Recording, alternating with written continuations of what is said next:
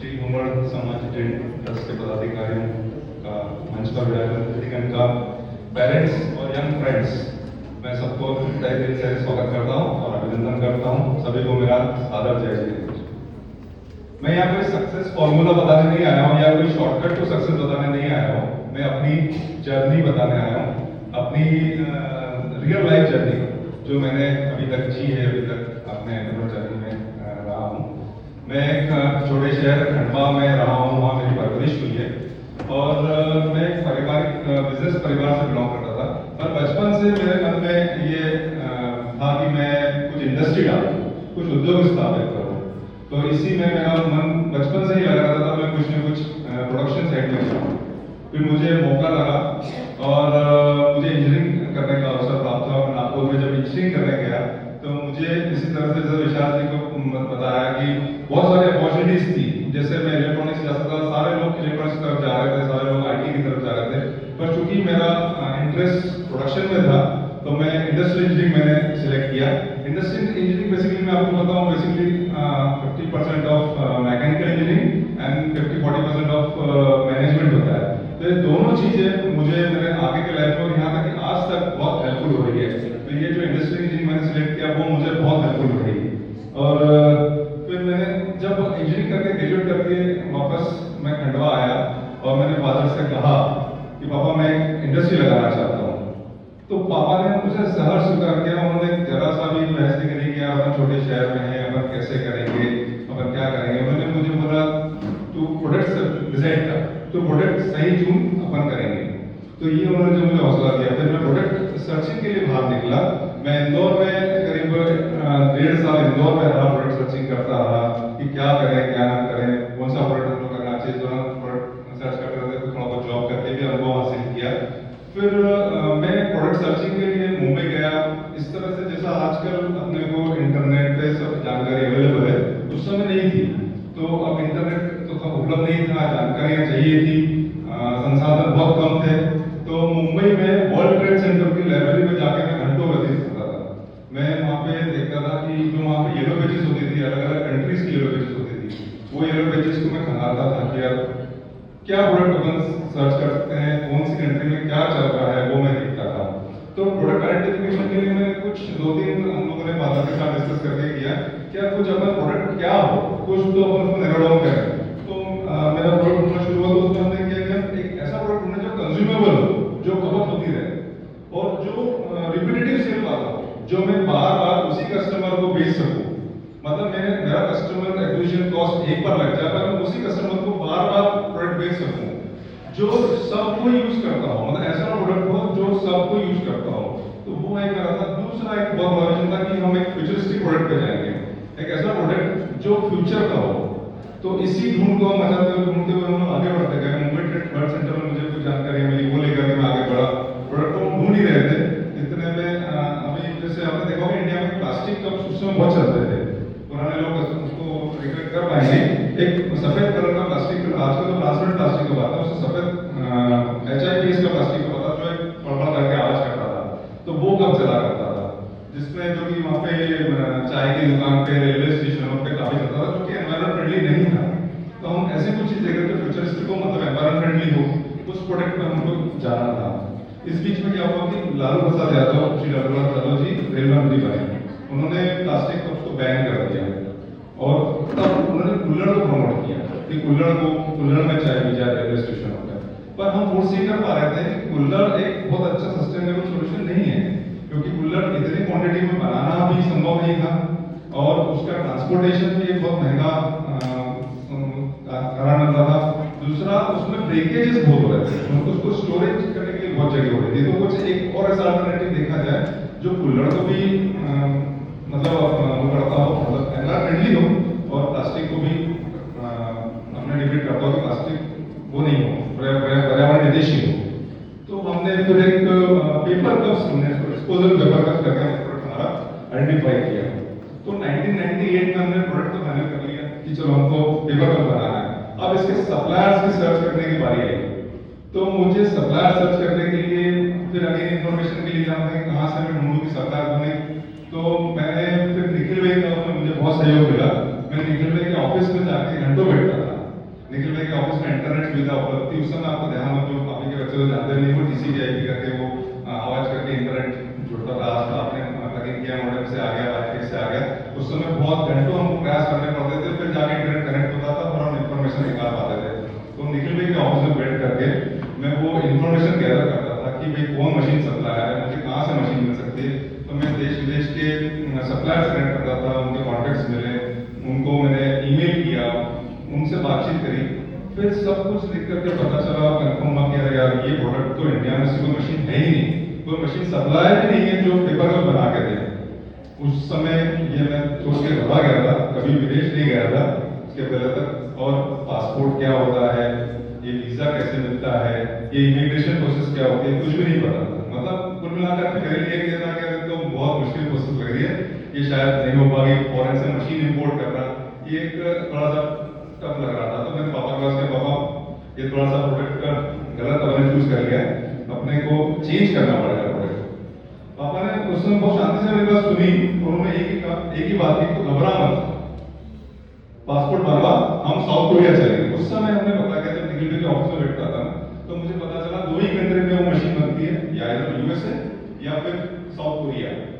दोनों जगह ऐसी थी जो जाना हम अपने लिए बहुत मतलब सोच के लगता था कि साउथ कोरिया में वहां पे इंग्लिश भी समझता नहीं था, फूड की प्रॉब्लम थी। USA जाना भी अपने आप में उस समय टफ समझा जाता था। तब हमने विचार किया कि चलो अपन साउथ कोरिया तो जाके आते हैं। तो मेरा कहना है कि पापा ने जो ये बात कही, इस बात ने मेरे अंदर सब कुछ बदल डाला। ये सिर्फ एक एडवाइस नहीं थी, एक फाइनेंशियल सपोर्ट नहीं था, बल्कि एक बिलीफ था। यह एक पिता का अपने बेटे के प्रति अटूट विश्वास था। उन्होंने ये नहीं पूछा कि रिस्क कितना है, उन्होंने ये नहीं कहा कि पहले कुछ सीख के आप फिर अपन ये सब चीज करेंगे। उन्होंने कहा तू आगे बढ़, मैं तेरे साथ हूं।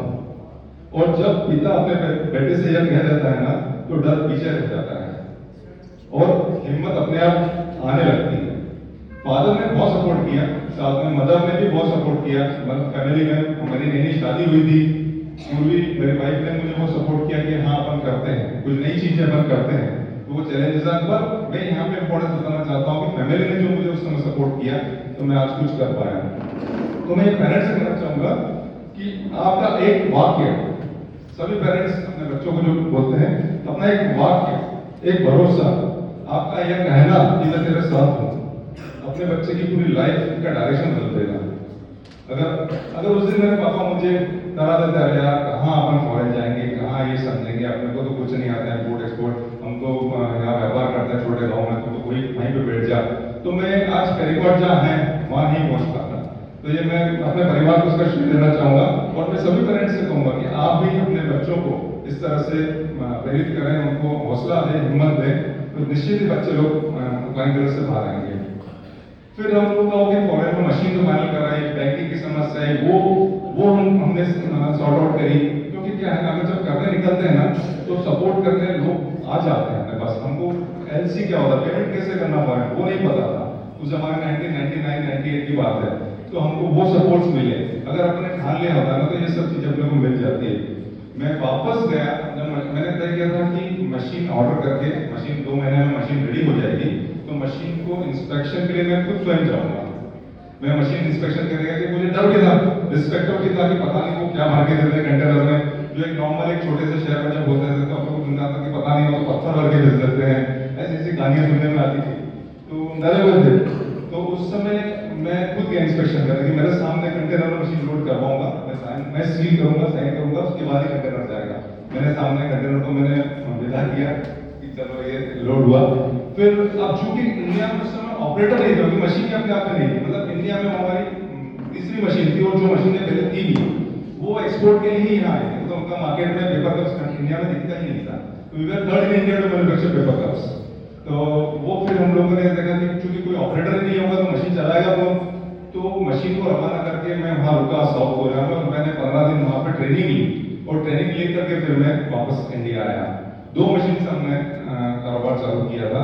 आज हमारे पास 60 मशीन हैं, करीब 250 लोग हमारे कारखाने में काम कर रहे हैं। फैक्ट्री खंडवा के पास एक छोटे से गांव में है, टीठिया जोशी करके गांव है, खंडवा से 6-7 किलोमीटर दूर, वहां पे हमने स्थापित की फैक्ट्री, और वहां पे हम कार्य कर रहे हैं। हमने आसपास के जो खंडवा से और टीठिया जोशी लोगों को, वहाँ के छोटे बच्चों को हमने ट्रेनिंग दी, क्योंकि किसी को वेपर पर चलाना सबके लिए अनुभव नया था। तो मैं पहले सीख क्या, पहले मैं मशीन में खुद ऑपरेट करता था, फिर मैंने उन लोगों को ट्रेनिंग दी और उन लोगों को इस लायक बनाया कि वो मशीन संभाल सकें। तो ये हम लोग एक जर्नी थी जहाँ से फिर हम लोग आगे बढ़े। मेरा मानना है कि एंटरप्रेन्योरशिप का असली इम्पैक्ट बिजनेस से कहीं आगे है। ये मेरे को फील हुआ जब हमारे फैक्ट्री में काम करने वाले बच्चों के पेरेंट्स आते थे और वो धन्यवाद कहने नहीं आते थे, वो आंखों में संतोष और चेहरे पर गर्व लेके आते थे। उनका कहना था कि भैया पहले बच्चे पूरा दिन गांव में ताश खेलते थे, ये पत्ते खेलते थे, शराब पीते थे, सिगरेट पीते थे और ऐसे आवारागर्दी करते थे, कोई डायरेक्शन नहीं था, कोई इनका डिसिप्लिन नहीं होता था। अब ये बच्चे सवेरे टाइम से उठते हैं, यूनिफॉर्म पहनकर फैक्ट्री जाते हैं, मशीन ऑपरेट करते हैं और सबसे जरूरी खुद पर भरोसा है, सेल्फ रिस्पेक्ट है लोगों का। तो ये बात उनकी जब सुनता हूँ तो मुझे गर्व से सीना थोड़ा हो जाता है कि मैंने कुछ बदलाव कर पाया। जो उदाहरण जी बोल रहे थे कि आप क्या बदलाव कर पा रहे हो, तो ये बदलाव कर पाया कि मैं उस आसपास के 5-7 गांव जो भी हैं, वहाँ के जो युवा लड़के थे, उन लोगों की जिंदगी में बदलाव कर पाया। और उससे उनका कहना था कि अगर आप लोग जो यहाँ नहीं लगाते तो ये बच्चे या तो बिगड़ चुके होते, या तो फिर ये कहीं पलायन कर चुके होते, या बॉम्बे इंदौर दिल्ली में कहीं नौकरी कर रहे होते। पर आपने ये बच्चों को ध्यान लगाया तो इनकी जीवन सुधरा और ये हमारे साथ रह के हमारा भी जीवन सुधारा है। आज उनके घरों में सब बेसिक एमिनिटीज, अच्छी से अच्छी चीजें, मोटरसाइकिल मेंटेन कर रहे हैं, अच्छा मोबाइल यूज कर रहे हैं, पक्का घर बना लिया है उन्होंने। तो उनके घर में एक अच्छा वातावरण बन गया, सोशल स्टेटस बन गया है। उनके यहाँ पे शादी करने के बच्चों के प्रस्ताव बहुत अच्छा है, क्योंकि ये मशीन फैक्ट्री में काम करता है, मशीन ऑपरेटर है। अगर यही वो किसी झाड़ के नीचे या पीपल के नीचे पत्ते खेल रहा होता तो उनका सोशल स्टेटस कुछ बन नहीं पाता। तो ये मुझे बदलाव का खुशी मिलती है कि हाँ मैंने कुछ करा। और अब जहाँ तक इसकी बात है, एंटरप्रेन्योरशिप की बात है, तो दो परिस्थितियों में मैं देखता हूँ कि एंटरप्रेन्योरशिप, दो सिचुएशन अपने यहाँ पे है। मैं अगर पहले सिचुएशन की बात करूँ तो जिनके पास में पारिवारिक बिजनेस नहीं है और वो खुद बिजनेस स्टार्ट करना चाहते हैं, तो मैं बच्चों को कहना चाहूंगा कि आप लोग हिस्ट्री के सबसे बेस्ट एरा में हैं। आप लोगों के पास में सब उपलब्ध है। आज से 25-30 साल पहले जब बिजनेस शुरू किया था, इंफॉर्मेशन ढूंढना मुश्किल था, टेक्नोलॉजी महंगी थी, गाइडेंस लिमिटेड था, गवर्नमेंट सपोर्ट ऑलमोस्ट नहीं था। लेकिन आज परिस्थिति पूरी तरह से बदल चुकी है। आज आपको प्रोडक्ट, मार्केट, प्राइसिंग, कंपटीशन, ये सब कुछ मोबाइल फोन पर उपलब्ध है। यूट्यूब पर कंप्लीट बिजनेस मॉडल्स हैं, गूगल पर सप्लायर्स और कस्टमर का डेटा अवेलेबल है, ऑनलाइन कोर्सेज है, वेबिनार्स है, केस स्टडीज है। जो इंफॉर्मेशन हमें महीनों में मिलती थी आज आपको मिनटों में मिल जाती है। आज टेक्नोलॉजी अफोर्डेबल है, स्केलेबल है, आज बिजनेस, स्मॉल बिजनेस के लिए सस्टेनेबल है। पहले अपन सुनते थे कि ERP software, accounting software, CRM, inventory management, ये बड़ी कंपनियों का टूल हुआ करता था कि बहुत बड़ी हिंदुस्तान लीवर या ऐसे लोगों के पास में ये सब चीज होती थी। पर आज स्टार्टअप्स के लिए भी इजीली और अफोर्डेबली अवेलेबल है। प्रोफेशनल सपोर्ट सिस्टम की बात करूं मैं तो आज अकेले चलने की जरूरत नहीं है। प्रोडक्ट आइडेंटिफिकेशन के लिए कंसल्टेंट्स हैं, मार्केट रिसर्च के लिए एजेंसीज हैं। आप मार्केटों के साथ में डिस्कस कीजिए कि आप किस मार्केट में किस तरह का प्रोडक्ट आप आइडेंटिफाई करना चाहते हैं, they will help you out. CAs हैं, CS हैं, लीगल एडवाइजर्स हैं। आप कंपनी फॉर्म करना चाहते हैं, आपको कंपनी फॉर्म करने में क्या क्या समस्या आएगी वो बताएंगे, पूरी कंपनी फॉर्म करने में आप हेल्प करेंगे। इनक्यूबेटर सेंटर्स हैं जो आपको हैंड होल्डिंग देंगे, आपको सिखाएंगे। तो ऐसा अगर आप सही सवाल पूछेंगे तो गाइडेंस उपलब्ध है। तो ये आप बहुत बढ़िया समय में जी रहे हैं। गवर्नमेंट सपोर्ट की बात करें तो गवर्नमेंट ऑफ इंडिया आज एंटरप्रेन्योर्स को एक्टिवली प्रमोट कर रही है।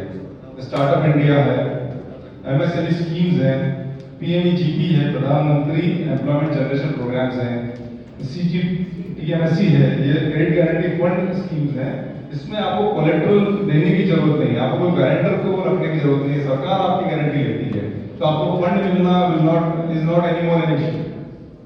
एक्सपोर्ट की बात करें, एक्सपोर्ट बहुत इजी हो गया है। हम आज खंडवा बैठ के इसीलिए कर पा रहे हैं क्योंकि एक्सपोर्ट इजी है, डॉक्यूमेंटेशन सिंप्लीफाइड है, लॉजिस्टिक्स अवेलेबल है, डिजिटल पेमेंट स्मूथ है। पहले पेमेंट करना हमको डिजिटली इंटरनेशनली बहुत समस्या आती थी, जो बहुत स्मूथ है। With internet and remote working location और बैरियर नहीं है। मैं आपको अपना एग्जांपल देना चाहता हूं। छोटे शहर में हैं, लेकिन हमारा कस्टमर डीमार्ट है। ऑल इंडिया डीमार्ट के किसी भी आप शोरूम में जाएंगे, आपको पेरिगॉन इंडिया पेपर कप्स के पेपर कप्स दिखेंगे, anywhere in India. Walmart best price में हमारे पेपर कप्स उपलब्ध हैं। लुलु मॉल, जो कि दुबई का बहुत बड़ा मॉल है, जो कि इंडिया में बेसिकली इंडियंस ही उसके प्रमोटर्स थे। पहले उन्होंने इंडिया में नहीं स्टार्ट किया था, अब इन्होंने साउथ से चालू किया है। लखनऊ में भी उनका मॉल है। लुलु मॉल के सारे मॉल्स में हमारा पेपर कप्स जाता है। अमेजॉन, फ्लिपकार्ट, सब पे मतलब अपने आप को अपग्रेड करना पड़ेगा। अगर हम पुरानी हिसाब से चलेंगे, फिर जनरल ट्रेड ही करते रहेंगे, तो हम डेवलप नहीं हो पाएंगे। हमने समय के साथ में खंडवा से शहरों बैठ करके अमेजॉन, फ्लिपकार्ट, ब्लिंकिट, जेप्टो में अपने आप को रजिस्टर करा हुआ, हम उसके थ्रू धंधा कर रहे हैं। तो और एक्सपोर्ट की बात करें, हम खंडवा बैठ के यूएस से दुबई, घाना, मॉरिशस जैसे देशों में एक्सपोर्ट कर रहे हैं। तो इससे बड़ा प्रूफ और क्या हो सकता है कि लोकेशन कोई इशू नहीं है। मेरा मैसेज सभी बच्चों से है कि अगर आप इस बारे में नहीं सोच रहे हैं तो आप सोचें। प्रॉब्लम टाइम या रिसोर्सेज में नहीं है, प्रॉब्लम डिसीजन की है। आप डिसीजन लें, आप डेफिनेटली कुछ कर जाएंगे। बस एक चीज की जरूरत है, हिम्मत कीजिए, पेशेंस रखिए और एग्जीक्यूट करिए। दूसरी सिचुएशन आती है, अगर आपके पास में फैमिली बिजनेस है और आपको फैमिली बिजनेस विरासत में मिला है, तो क्या मुझे ज्वाइन करना चाहिए कि नहीं करना चाहिए। कई जगह देखा गया कि फैमिली बिजनेस बहुत अच्छा है, लेकिन बच्चे नहीं जोड़ते हैं। बच्चे जाना चाहते हैं कि हम अपना खुद का कुछ करेंगे, उनको ऐसा लगता है आइडेंटिटी हमारी क्या रहेगी। तो मैं आपको बता दूं कि आप बहुत लकी हैं, क्योंकि आपके पास बेस्ट अपॉर्चुनिटी अवेलेबल है। आपकी अगर फैमिली बिजनेस है तो आपके पास कैपिटल अवेलेबल है, आपके पास बिजनेस नेटवर्क बना हुआ है। आपका माल जहां जाता है उस नेटवर्क आपके बना हुआ है, आपको जीरो से नेटवर्क नहीं डेवलप करना है। आपके परिवार में जो भी इसको बिजनेस को चला रहे हैं, आपके पापा हैं, आपके अंकल हैं, उनको बिजनेस की जानकारी, अंडरस्टैंडिंग ऑलरेडी है, तो यू हैव दैट लेवरेज, आप उससे आगे बढ़ के काम कर सकते हैं। मैं अपना एग्जाम्पल बताना चाहूंगा कि मेरे बेटे अथर्व ने फैमिली बिजनेस ज्वाइन किया, तो सच बताओ मुझे ऐसा लगा जैसे मेरे पंख निकल गए। मेरे पास 25 साल का बिजनेस एक्सपीरियंस था। हमारे पास में डेटा है, मतलब हमारे पास फाइलों में डेटा था, कुछ रजिस्टर्स में लिखा हुआ था, कुछ मेमोरीज में था। तो अथर्व ने सबसे पहले आके पूरे 25 साल का डेटा संकलित किया, उसे डिजिटली कंपाइल किया, एक प्रॉपर डेटा बैंक बनाया। आज हम डीलर वाइज देखते हैं अपने बिजनेस को, एरिया वाइज परफॉर्मेंस देखते हैं, प्रोडक्ट वाइज प्रॉफिटेबिलिटी एनालाइज करते हैं, month wise and year wise हम ट्रेंड समझते हैं, जो हम पहले नहीं कर पाते थे, हमारे ट्रेडिशनल पैटर्न पे नहीं कर पाते थे। पर आप एक नया बच्चा जब जुड़ेगा तो उसके बिजनेस को किस तरह पर लगते हैं, ये मैं आपको बताना चाहता हूँ कि उसके आने से हमने उसको डेटा के रूप में कन्वर्ट किया और हम उसको बहुत अच्छे से एनालाइज कर पा रहे हैं। जो चीजें हम पहले फीलिंग्स पे करते थे, आज फैक्ट्स एंड नंबर्स पे करते हैं। जो हमको पहले लगता था नहीं ये सीजन आ रहा है, अपन ऐसा कर लेते हैं, अपन ऐसा कर लेते हैं, अभी हम डेटा से बात करते हैं। पिछली बार दिवाली आई थी, दिवाली में कौन सा प्रोडक्ट बेचा था, तो इस बार दिवाली पे ये प्रोडक्ट हमको बना के रखना है और हमको मार्केट में पहुंचाना है ताकि हमको बिजनेस बढ़ेगा। अथर्व ने, मतलब ये नए जमाने के बच्चे के नाम पे मैं अथर्व का नाम ले रहा हूँ, अथर्व ने सिर्फ सेल्स पर खुद को सीमित नहीं रखा, उसने प्रोडक्शन पर भी काम किया। हर मशीन का कोई ओवरऑल इक्विपमेंट एफिशिएंसी निकाली, down time, output, efficiency track की।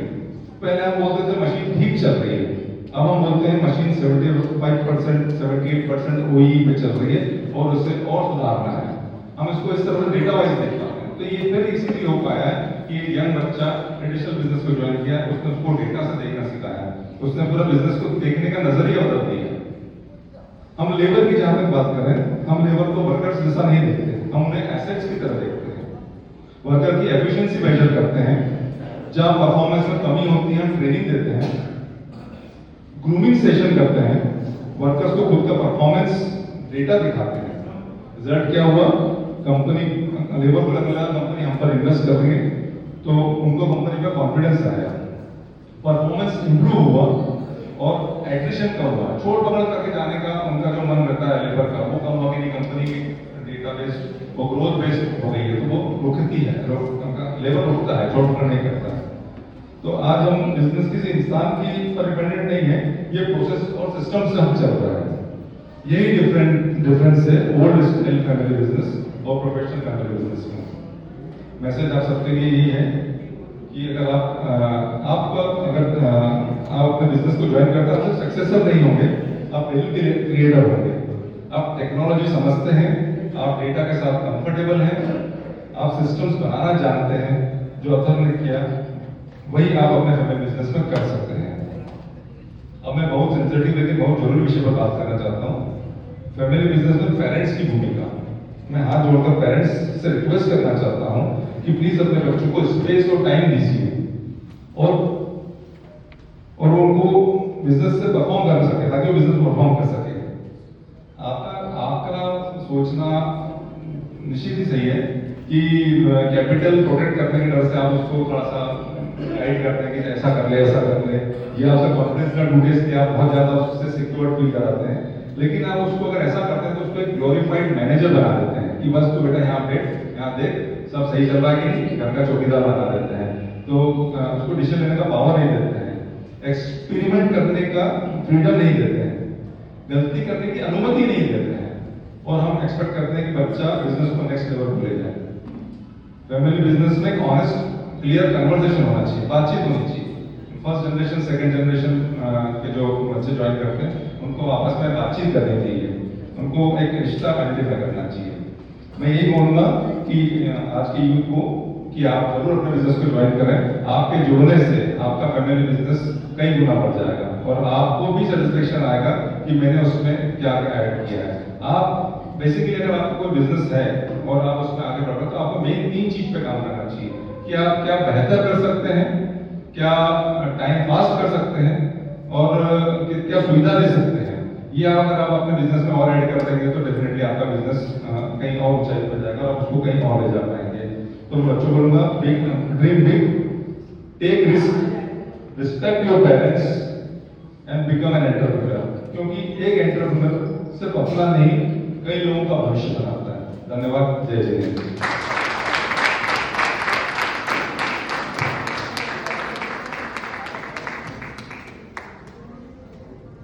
धन्यवाद निमेश भाई।